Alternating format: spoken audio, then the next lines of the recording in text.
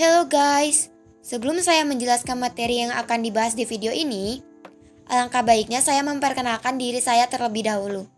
Perkenalkan, nama saya Niludia Darmayanti, saya dari Prodi Psikologi. Di sini saya dan teman-teman saya akan membahas materi dasar filsafat, pengertian fungsi guna dan cara berpikir. Di sini saya akan menjelaskan pengertian filsafat. Kata filsafat berasal dari bahasa Yunani, yaitu philosophia. Philo yang artinya cinta, sophia yang artinya kebijaksanaan atau kebenaran. Jadi, philosophia adalah orang yang mencintai kebenaran sehingga berupaya memperoleh dan memilikinya.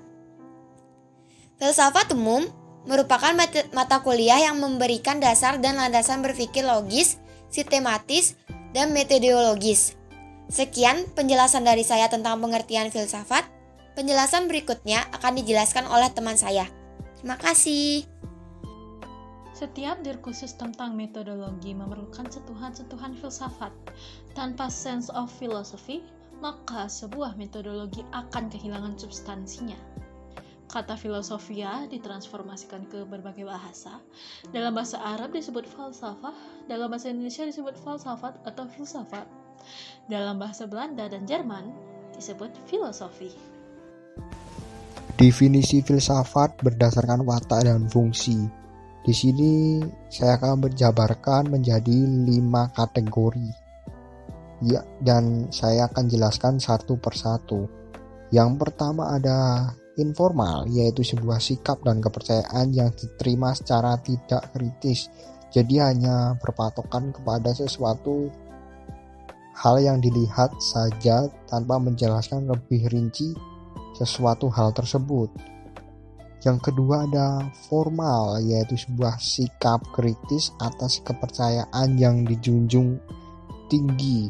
Jadi bisa dibilang saling menghormati satu sama lain antar manusia dan antara ahli filsafat yang bisa dibilang seperti itu. Yang ketiga ada spekulatif, yaitu hasil berbagi sains dan teknologi yang ditinjau dari pengalaman kemanusiaan. Karena bisa dibilang sains dan teknologi semakin maju, akan terus dikembangkan untuk kemajuan anak dan cucu kita di masa depan. Dan yang keempat ada logosentris, yaitu analisis kata dan konsep. Karena bisa dibilang bahasa adalah awal dari peradaban manusia yang harus kita pelajari dan kita kembangkan lagi hal tersebut. Karena bisa dibilang bahasa adalah suatu sejarah dan awal manusia terbentuk seperti apa. Yang kelima ada aktual, yaitu problem yang berkembang di tengah masyarakat dan akan dicarikan jawabannya oleh para ahli filsafat sehingga masalah di masyarakat tersebut dapat terselesaikan dan tidak terulang kembali. Guna filsafat bagi manusia. Filsafat mampu memberikan pemahaman yang menyeluruh atau general terhadap suatu wujud ontologi. Ontologi adalah ilmu yang membahas hakikat yang merupakan realita, baik berbentuk jasmani maupun rohani atau abstrak, dengan salah satu kajian kefilsafatan, sekaligus memberikan konsep kebenaran terhadap wujud tersebut. Dengan kebenaran, manusia akan bertindak bijaksana, seperti lebih berpikiran kritis dalam menemukan sebuah solusi dalam sebuah masalah dan dapat memecahkannya tanpa menjatuhkan orang lain. Filsafat dapat memberikan kepuasan bagi filsuf atau seseorang karena kemampuannya dalam menggambarkan problem kehidupan yang sedang dan akan dihadapi sesuai dengan leluasan pemahamannya. Plato mengatakan, berpikir dan memikirkan itu suatu kenikmatan yang luar biasa dan kebahagiaan yang paling berharga. filsafat dapat dijadikan sebagai bahan pijakan untuk merubah dunia. Karl Marx mengatakan, filsafat tidak hanya menjelaskan pada dunia atau interpret the world, melainkan Ciri-ciri berpikir filsafat sebagai berikut. Yang pertama, kritis, tanggapan terhadap persoalan yang berkembang. Yang kedua, rasional, sejauh dapat dijangkau akal manis.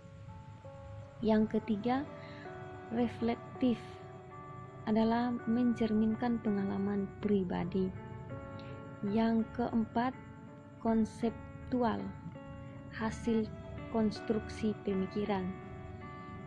Yang kelima, koheren, adalah runtut berurutan.